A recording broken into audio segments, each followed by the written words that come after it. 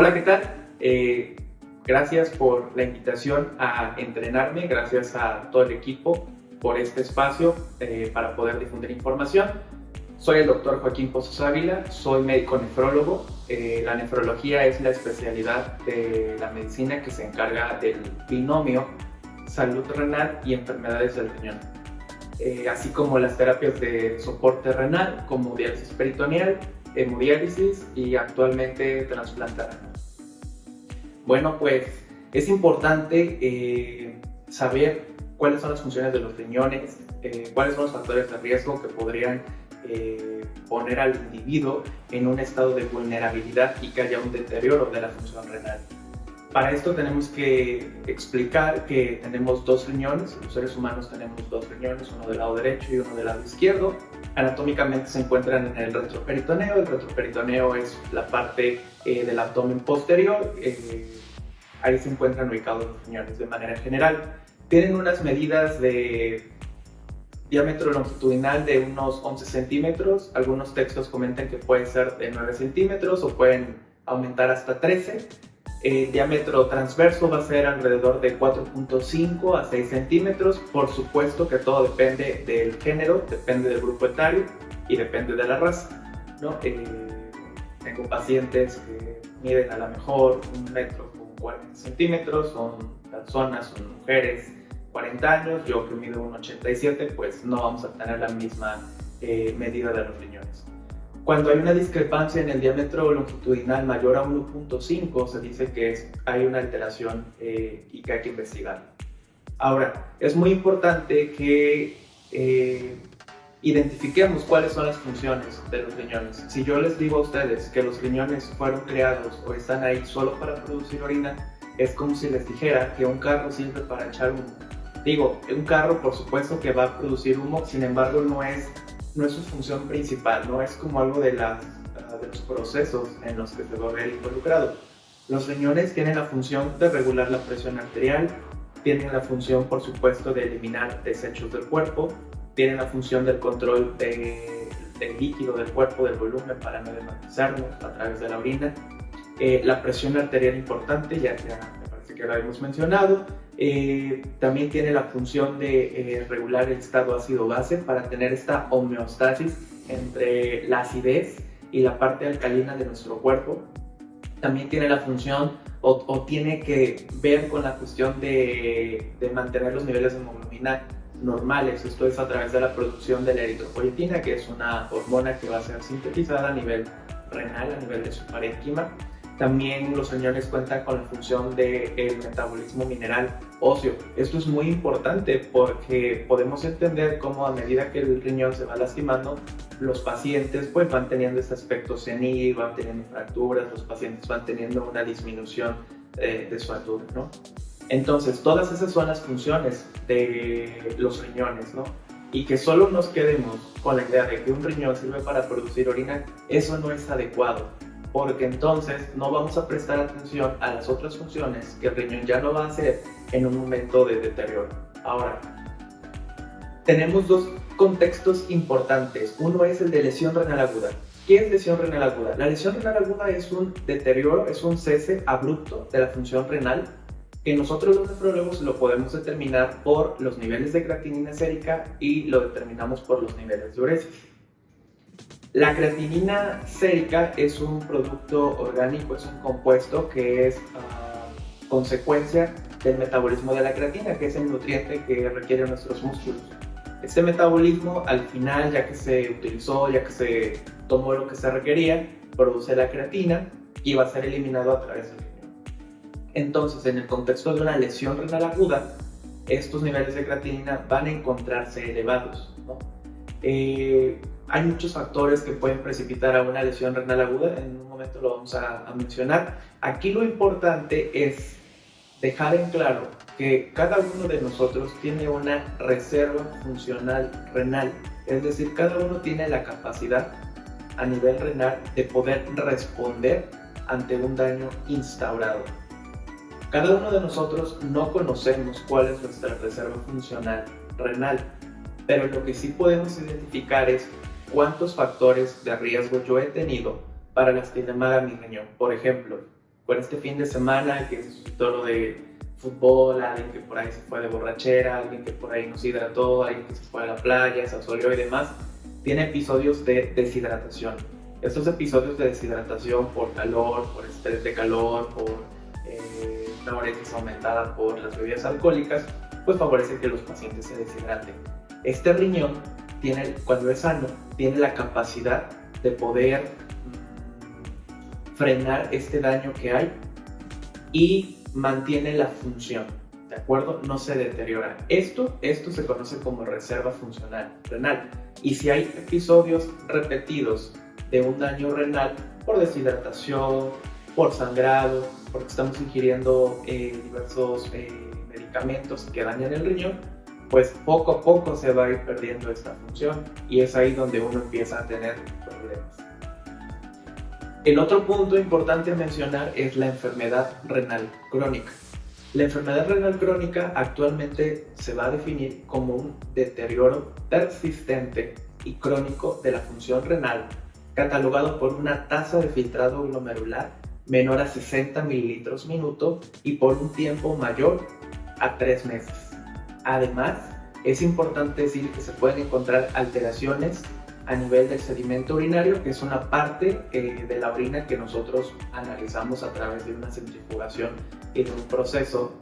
Y también los pacientes trasplantados renales tienen el diagnóstico de enfermedad renal crónica. Es importante mencionar esto porque muchos pacientes trasplantados de un riñón piensan que la causa que los llevó a ese deterioro de la función renal ya se ha ido. Sin embargo, esta causa ahí está y muchas veces no identificamos esa enfermedad, no le podemos poner nombre, pero sigue siendo una enfermedad renal crónica. Ahora, dos características importantes de la enfermedad renal crónica que siempre se le deben explicar a los pacientes. La primera es crónica, es decir, no hay cura. Sucedió y no hay forma de poder sanarla, de poder curarla. Al día de hoy no hay ningún medicamento, no hay ningún alimento, no hay ningún tipo de fármaco que revierta este proceso. Es algo crónico. Y el otro punto de la enfermedad renal crónica es que es degenerativa, es decir, la historia natural de la enfermedad con y a pesar de nosotros, los médicos, va a tener su curso. El paciente se va a ir deteriorando. La parte importante de nosotros, los profesionales de la salud, es ubicar al paciente en ese sentido de pertenencia con su enfermedad y decir, bueno, tengo una enfermedad que ya no va a tener cura porque es crónica y es una enfermedad degenerativa porque poco a poco va a ir deteriorando, va a ir perdiendo más la función. Por supuesto, si el paciente no sigue el tratamiento, si los pacientes no tienen una adecuada alimentación, este deterioro de la función renal va a ser más rápido que si el paciente se está cuidando. Ahora, poblaciones especiales en nefrología. Hay ciertas poblaciones especiales en nefrología, como pueden ser las pacientes embarazadas, pueden ser los pacientes que se someten a un procedimiento oncológico, que están cursando con un proceso oncológico, y también los pacientes de edad avanzada, ¿no? Es una población, son diferentes poblaciones que cada uno tiene características especiales en la cual la nefrología se tiene que adaptar. Actualmente trabajo de forma privada, trabajo de forma pública en el hospital público en el que me encuentro. Ha sido centro de concentración para pacientes embarazadas, pacientes puérperas y que han tenido un daño renal. Y verdaderamente es sorprendente cuánto he visto que el riñón se está lastimando.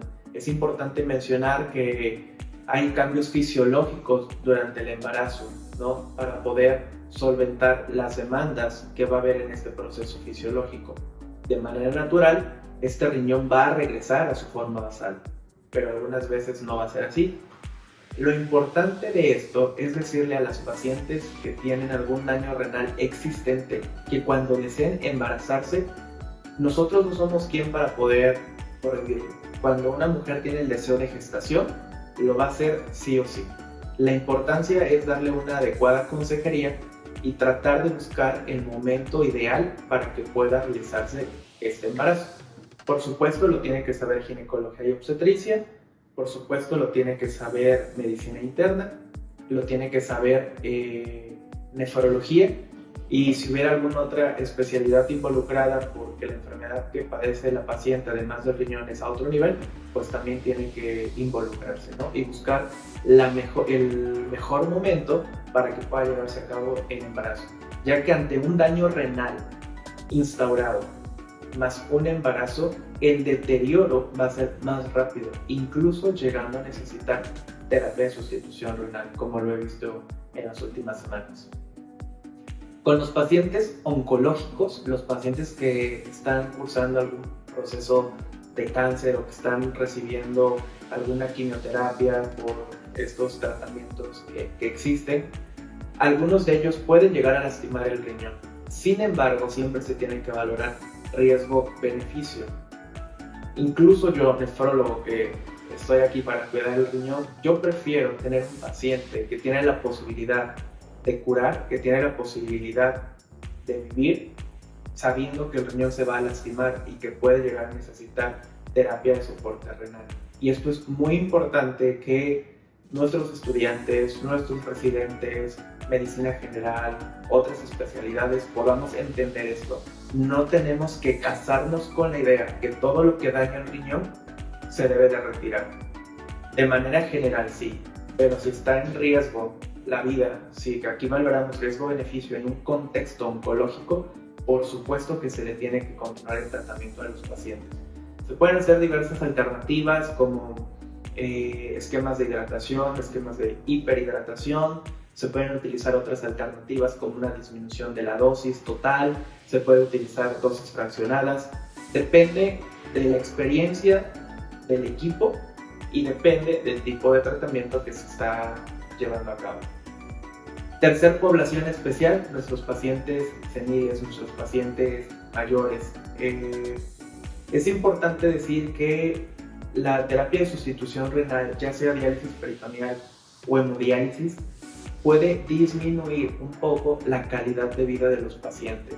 En el caso de la hemodiálisis tienen que acudir, ya saben ustedes, unas 2 a 3 veces a la semana por 2 o 3 horas para poder conectarse a la máquina de hemodiálisis y poder hacer este recambio, ¿no? Y esta depuración. En el caso de la diálisis peritoneal, los pacientes pues tienen que estar en casa, en un lugar limpio, tienen que estar haciendo sus recambios ya sea de forma manual o automática si cuentan con una cicladora, también de unas 3, 4 o hasta 5 veces al día, o en la noche en el caso de que cuenten con una cicladora. Entonces ambas poblaciones están sujetos a poco tiempo para ellos, tener que desplazarse, riesgo de procesos infecciosos por tener los catéteres. Y en el contexto de nuestros pacientes mayores, en el caso de nuestros pacientes de edad avanzada, tenemos que saber qué quieren ellos, cómo quieren que sean sus días. No estoy diciendo que no hagamos nada. Lo que estoy diciendo es que hay que considerar qué es lo que quieren nuestros pacientes, qué es lo que ha platicado la familia y qué tipo de calidad de vida se le va a dar a ese paciente mayor. El que un paciente sea mayor, que un paciente sea añoso, no lo contraindica para un tipo de terapia de soporte renal. Lo que sí hay que hacer es saber qué características requiero yo para los días de esta persona, ¿no? Insisto, procesos infecciosos, hay que valorar estado de nutrición, hay que valorar cuál es la disponibilidad para acudir a un centro de atención y demás. Y bueno, los factores de riesgo renal. Es muy importante para todos tener un buen control de la glucosa. Un paciente que tiene diabetes o que tiene prediabetes, por supuesto que va a tener deterioro de la función renal. 2. La hipertensión arterial. La hipertensión arterial también es un factor de riesgo importante que puede deteriorar la función renal. El siguiente, sobrepeso y obesidad. Se ha visto cada vez más que a nivel renal hay cambios adaptativos por este sobrepeso o esta obesidad con la que cuentan nuestros pacientes. Siguiente, ácido úrico alto. Los niveles de hiperuricemia no está tan bien dilucidado, todavía hay opiniones en contra, pero se ha visto que el ácido úrico como tal es un factor de riesgo cardiovascular y eso queda claro. Entonces, el riesgo cardiovascular aumentado por sí mismo conlleva un deterioro de la función renal. un riesgo mayor de la función, de perder función. Entonces vamos a dejar que la hiperuricemia también es un factor de riesgo para el riñón. 5. La dislipidemia. Los niveles de colesterol aumentado, colesterol LDL, los niveles de triglicéridos también condicionan un riesgo de deterioro de la función renal. El tabaquismo, por supuesto. Las personas que fuman van a tener mayor riesgo de perder función en su riñón. Los medicamentos, hay que tener mucho cuidado con los medicamentos, hay que tener cuidado con los nefrotóxicos. Ustedes saben que los nefrotóxicos son medicamentos que pueden llegar a lastimar el riñón cuando se usan de manera indiscriminada. Ejemplo de ello pueden ser los AINE, pueden ser los IECA, los ARA, hay que tener mucho cuidado. No son nefrotóxicos estos últimos como tal, o sea, no se lo voy a dar al paciente y me va a lastimar el riñón. De manera general, lo puede llegar a lastimar en un contexto agudo. Entonces hay que tener cuidado y hay que ver si mi paciente no está acusando con un deterioro agudo de la función renal y se lo tendría que suspender, por supuesto. Los suplementos alimenticios y las dietas hiperproteicas. Cada vez hay más información de esto, cada vez más pacientes se acercan a mí para preguntar: Joaquín, ¿puedo consumir creatina? ¿Puedo consumir proteína? Estoy en el gimnasio y quiero hipertrofia, quiero aumentar masa muscular. ¿Puedo consumir esteroides anabólicos? ¿Qué tanto es recomendable hacerlo o no hacerlo? Yo no estoy ni en contra ni a favor de la suplementación deportiva. Debe de quedar claro. Lo que yo sugiero es que se realice una valoración de la función renal. Los suplementos deportivos no son para todos, e incluso para uno mismo un solo suplemento puede no ser el necesario en todo momento. Es exactamente lo mismo que las dietas, y el servicio de nutrición puede apoyarnos con esta idea. Las dietas no son las mismas para todos, ni una sola dieta es la misma para una sola persona. Tenemos que valorar si es una persona sana o es una persona enferma. Tenemos que valorar si es una persona enferma y si es diabético, por ejemplo, en qué momento de la evolución de la diabetes se encuentra. ¿Es una persona controlada o es una persona descontrolada?